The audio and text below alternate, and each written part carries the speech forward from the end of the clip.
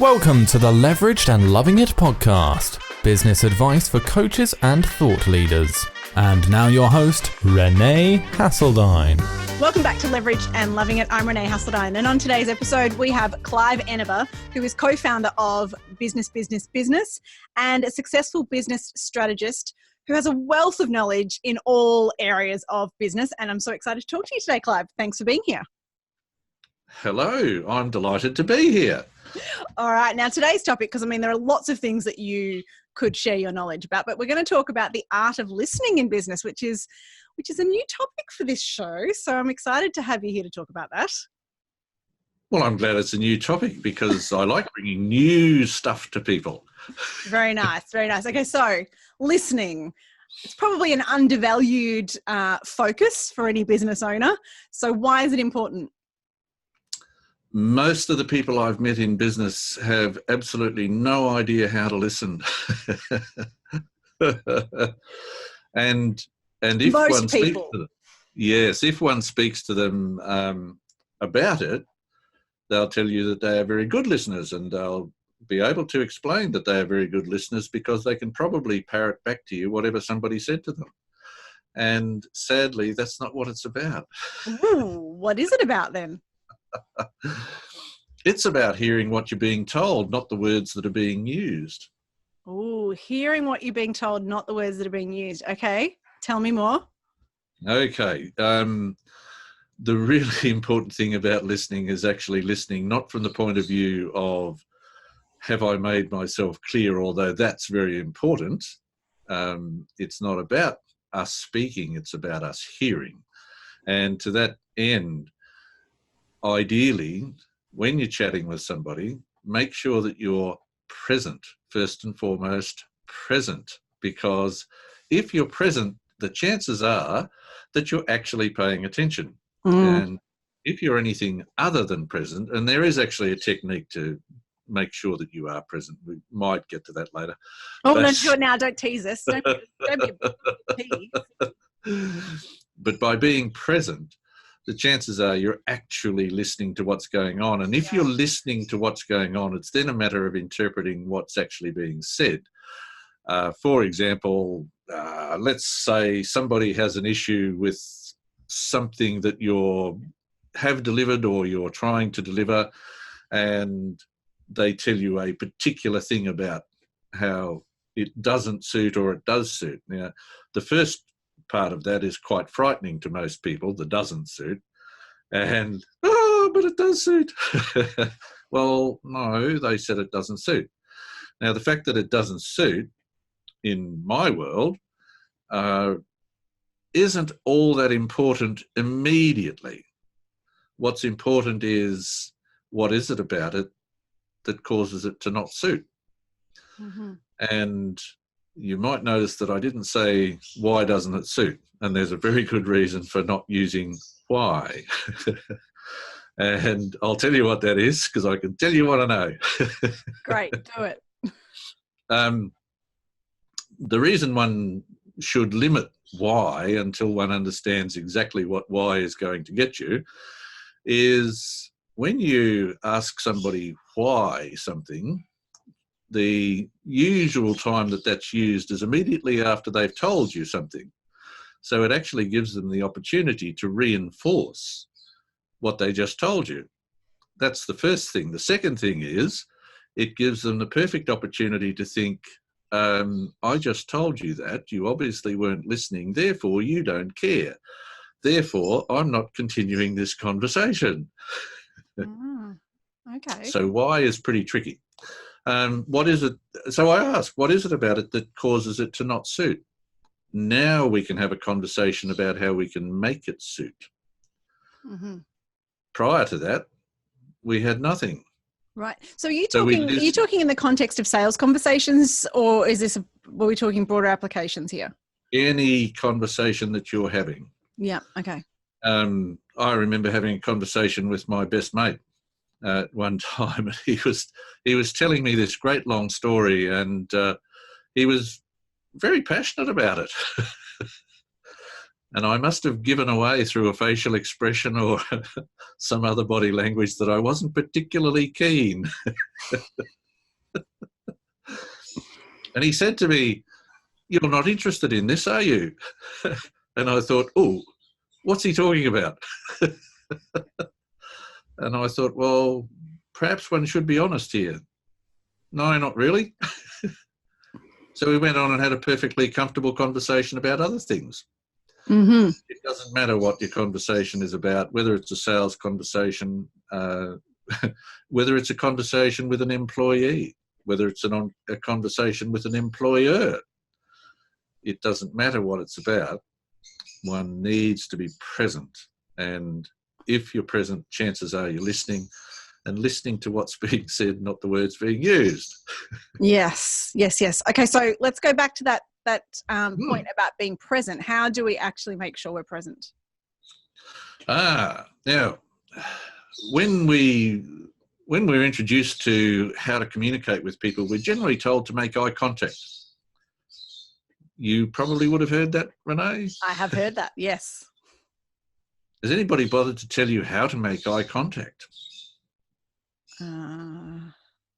You look into someone's eyes. And there's a very important clue.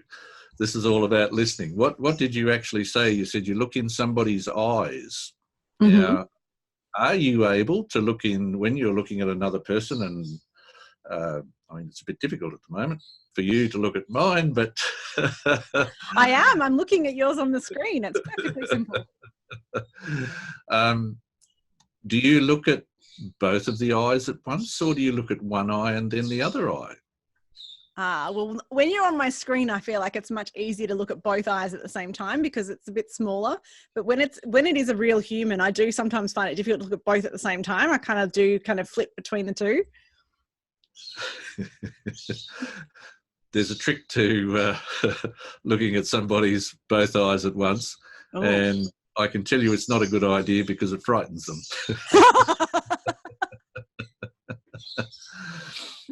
However, if you look at one eye, you're looking at one eye with both of your eyes.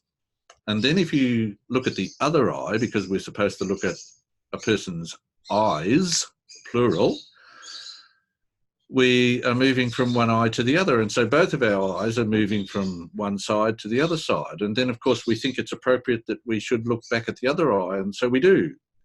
But what does that tell the other person about us, given that our eyes are moving as they are from side to side? Doesn't that indicate that the person is shifty? But most people would interpret that as being shifty. Mm. Okay? So, to look at a person and have good eye contact, left eye, left eye. And there'll be a whole bunch of people saying, why can't I use my right eye? Well, use your right eye, but one eye, one eye. So only look at one of their eyes with one of my eyes. Your focus, because we have two eyes side by side, they focus to a particular point. And it's a single point, and unless we're afflicted with, some other issue that causes our eyes to be looking in different places. So you pick the left eye, focus with your left eye on the person's left eye, and the right eye will your own right eye will naturally focus in on that left eye. Mm-hmm.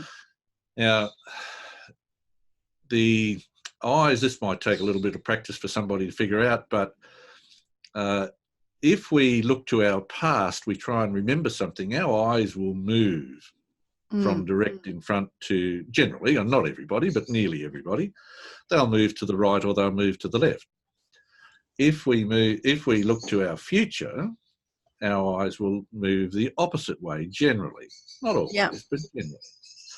So if we're talking to somebody and we allow our eyes to wander, the chances are we've moved into our past or into our future, not present. Now, most of the people that you have a conversation with won't know that, but they will know something's not right because you're not present. So That's how you remain present. Focus on that person's eye, and that will allow you to focus on what that person wants.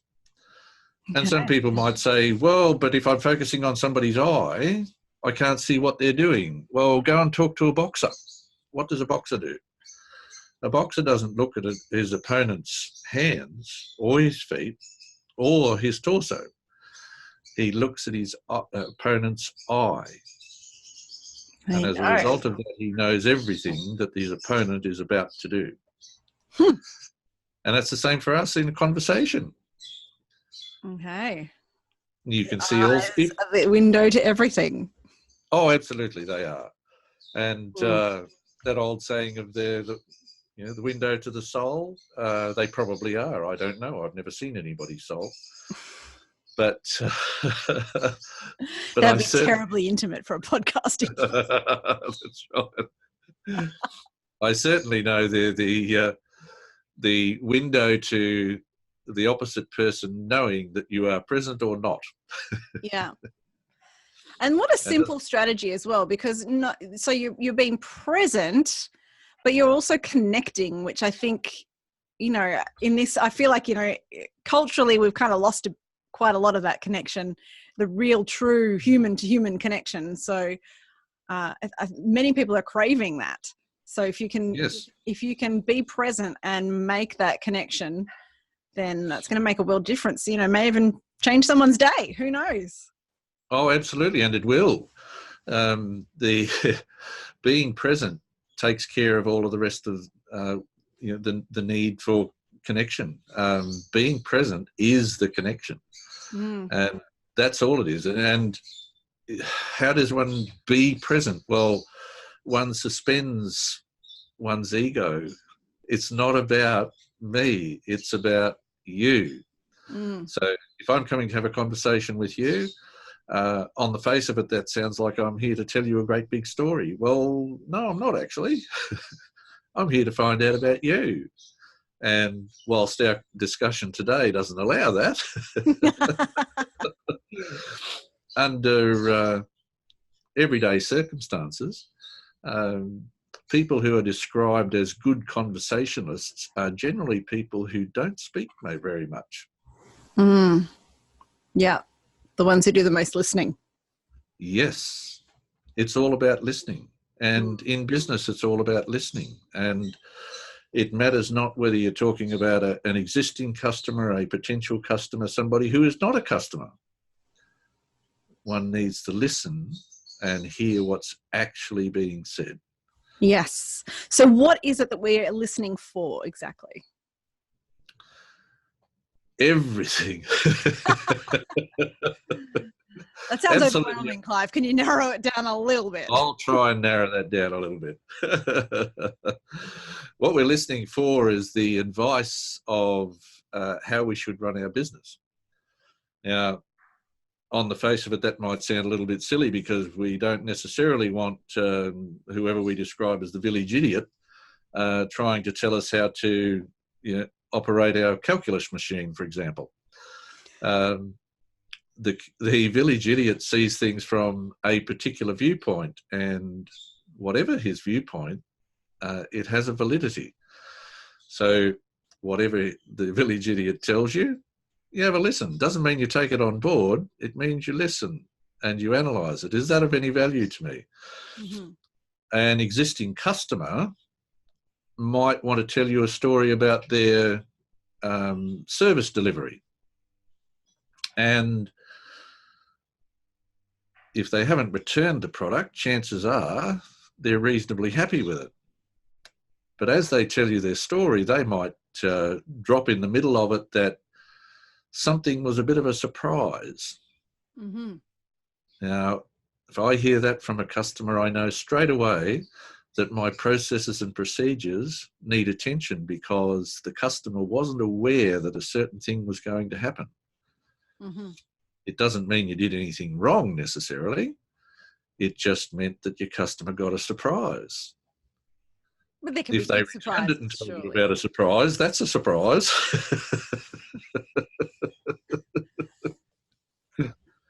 So, but yeah, there can be good surprises though. Like, you know, if I send a little special something that was unexpected to a customer, then surely that's a good surprise.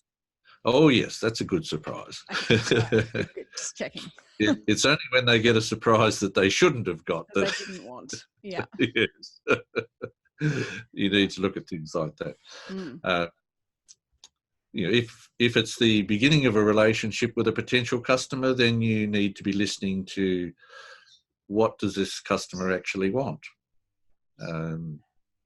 You might, if you're selling a water pump, and this customer wants a pump to pump water, you better be listening for exactly how much water the customer wants to pump in a given period of time, because if your pump won't do it, don't sell it to him. Yeah. That's just inviting a customer service issue which you don't need, and it's been my experience that customer service issues usually cost a lot of money and a lot of time and a lot of angst. So listening to what they want is very important so that you can deliver what it is that they want.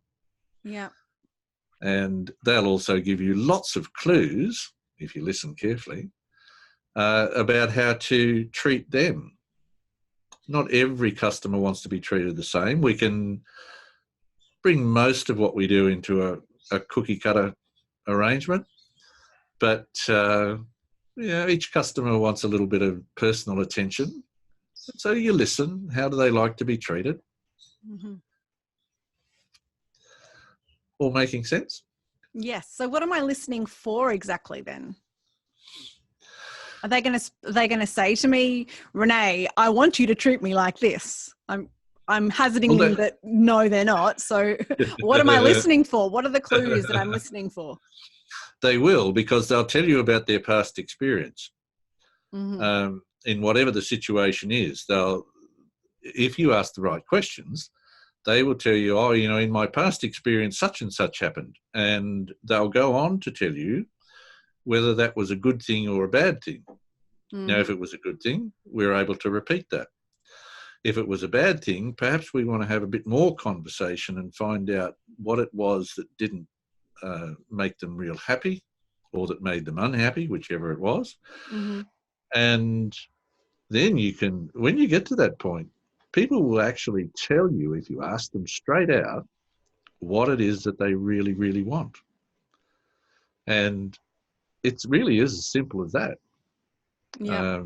I see a tremendous number of people too frightened to ask a simple question. What is it that you really, really want?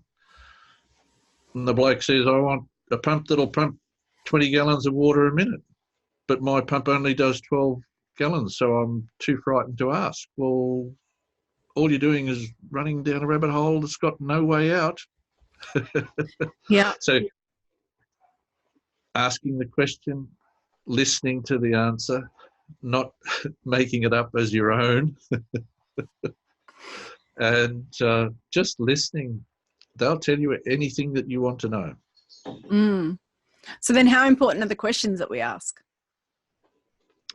They're most important because you want the right answer. Yeah. Do you know how to get the right answer?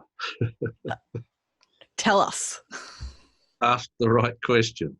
Great. Have you got some favorite questions that you have in your back pocket? Yes. What does that mean to you? What does that mean to you? Okay. Yes. How would that work for you? How would that work for you? Okay. Tell me what that looks like, please. Mm-hmm. Tell me what that looks like, please. All right. Okay. It's as simple as that. Writing these down, shouldn't I? That's okay. I think this is being recorded, Renee. You can come back. Exactly. Do you know what? It's funny because being a host of a podcast show means that I have to completely practice my listening skills at least once a month when I batch record my interviews, because I have to be listening and present so that I can respond to the information I'm getting and make sure that I'm then asking a good follow-up question. Otherwise, I'm just, if I'm sticking to a preset list of questions, I could then ask a question that was totally irrelevant to what you've just said. And that's going to be like, that was jarring. So, Well, yeah. yes, that's true. And so it goes in any other conversation, because we might have an outcome that we want to achieve from any given conversation in any circumstance. And that's where most of us fall down, is because we have this preconception of what it is we want to have out of this conversation. We try and twist everything to fit our perceived outcome. And the outcome should be what the outcome is, not what you want it to be. So therefore, asking the right questions will give you the appropriate answers. If the outcome is different to what you perceived, let's put that to a sales situation. You've got a new prospect. Woohoo! I've got an opportunity to tell them how fantastic my product is. The first thing we want to do, and I remember being taught how to sell way back in times most of your listeners aren't going to know anything about, so we won't go there. The idea was that you saw a prospect, woohoo, grab them, don't let them go, berate them mercilessly. Oh, that sounds hard. Until you make your sale. And of course, that's the most ridiculous thing I've ran across in most of my life. The idea of just shouting about your product is not going to help you in business or anywhere else for that matter. The idea is to find out whether this prospect actually is an opportunity to sell your product. And through a conversation, that person is going to tell you they are or they are not. Now, if they are not, forget your preconceived idea that you were going to sell this person something. This person is not going to want your product. If you sell this product to this person, they are going to have a problem. And the problem is you. That takes a lot of cleaning up. Indeed it does. Yeah. So through having the appropriate conversation, you come to a conclusion. It might not be the one you wished it would be, but if it's the right one, it's the right one. And all of that from a simple conversation. Yeah. Rather than a conversation about how they might return something or how they might not return something, depending on the circumstance. Or lodge a complaint. Yes. Yeah. Great. Okay. So coming back to this listening concept, how do we listen effectively? You stay absolutely present. You ask appropriate questions to clarify anything that is not clear. Anything that is left up in the air is an opportunity for a problem, because if it's left up in the air, it's going to splat somewhere. And that sounds messy. Yeah, indeed. We don't want messy. We just want to have a conversation with somebody to find out precisely what it is. Nail it down. Get it tight. Understand that if it suits you and it suits the other person, this is a good arrangement. How do we know it suits? We don't assume anything. Okay, we nail it down. Ask the question, get the answer. If it doesn't suit, that is, if the answer doesn't suit, ask a different question. If you keep coming up with the wrong answer, leave. When you get the right answer, everybody's happy. Yeah. And it's just a conversation arriving at a clear point. We hear talk of a line in the sand. Well, what does a line in the sand mean? It means that a number of people have agreed on a particular point. And if we've agreed on a particular point, everybody's happy and comfortable.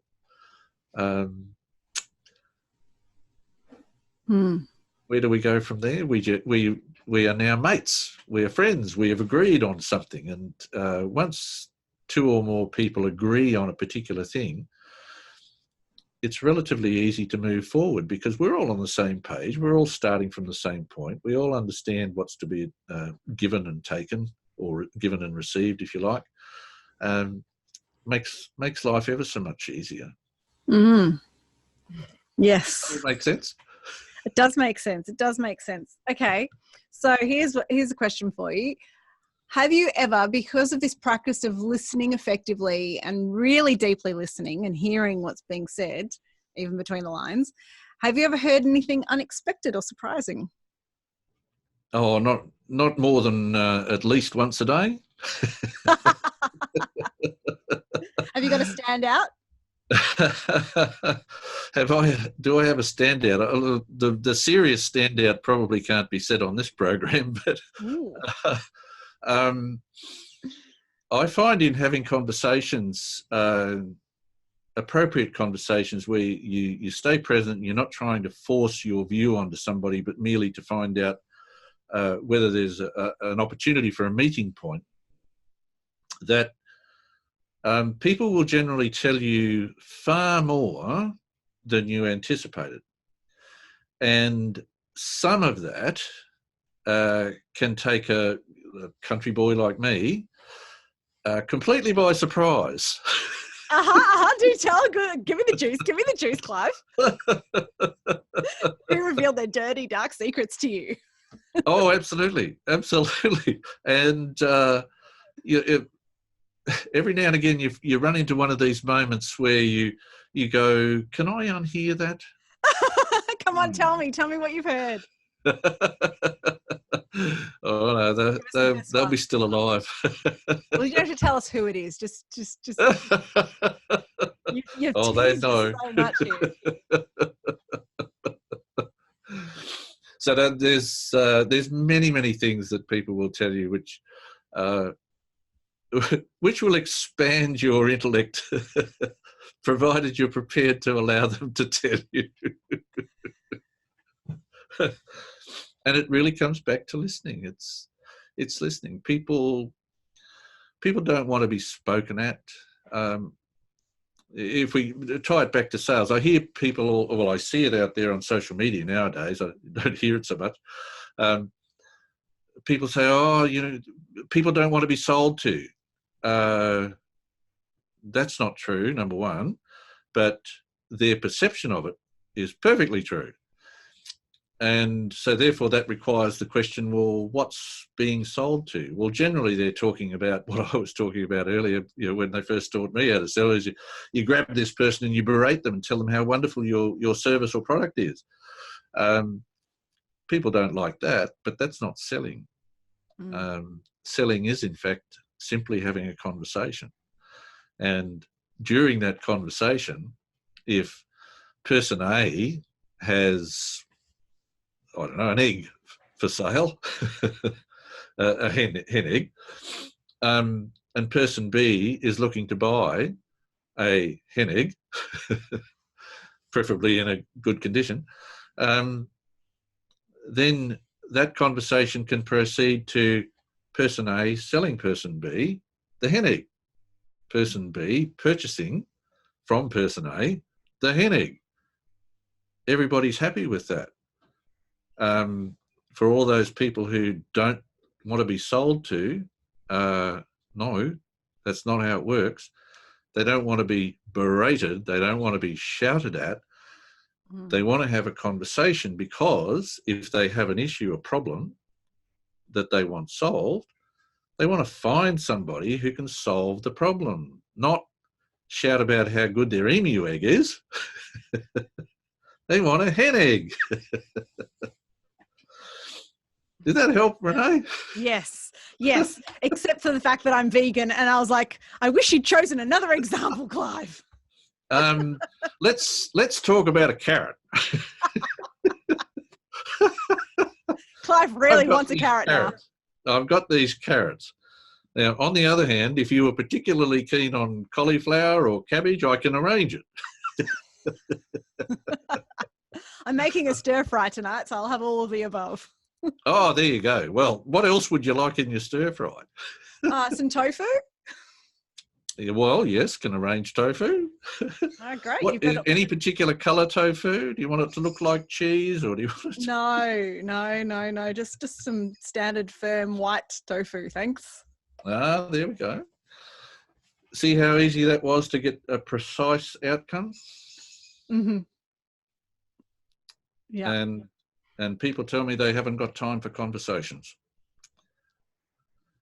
I think conversations are wonderful. I learn a whole bunch of stuff about people.